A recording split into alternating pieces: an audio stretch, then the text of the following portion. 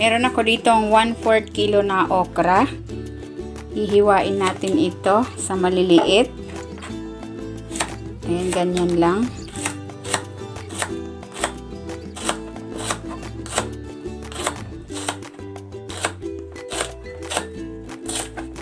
Ayan, ganito lang.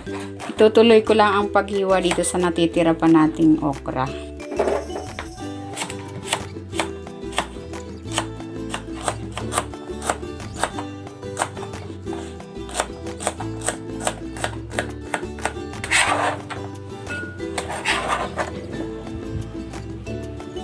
Ayan, meron ako ditong 2 perasong tinapa. Hihimayin ko lang ito. Ayan, ganyan lang.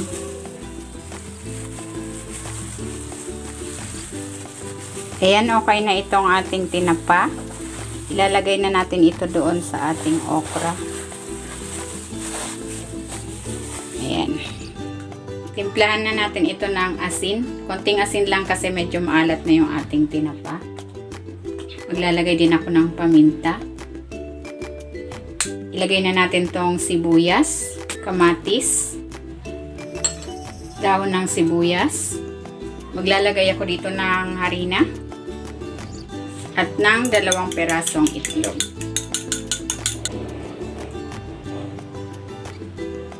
Haluin na natin. While waiting, kung hindi ka pa nakapag-subscribe sa aking channel, please subscribe at i-click mo na rin ang notification bell para lagi kang updated sa aking latest recipes.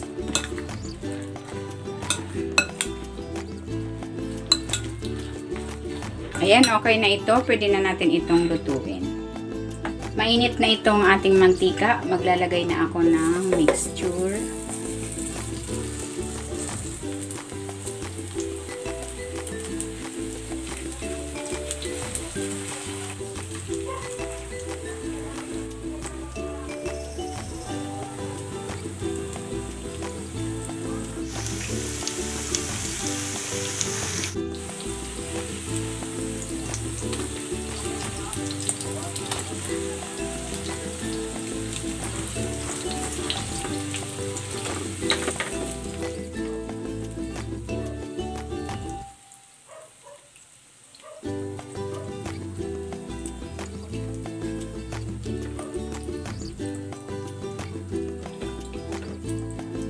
Ito na, ready na itong ating tortang okra with tinapa. Tikman na natin.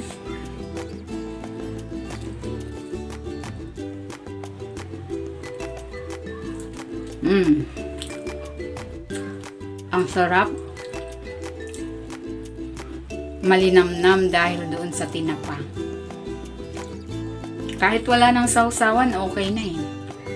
Subukan nyo na ito guys, ang sarap. Perfect yung combination ng okra at ng tinapa. Yung plain lang yung lasa ng okra and then merong malinamnam na tinapa.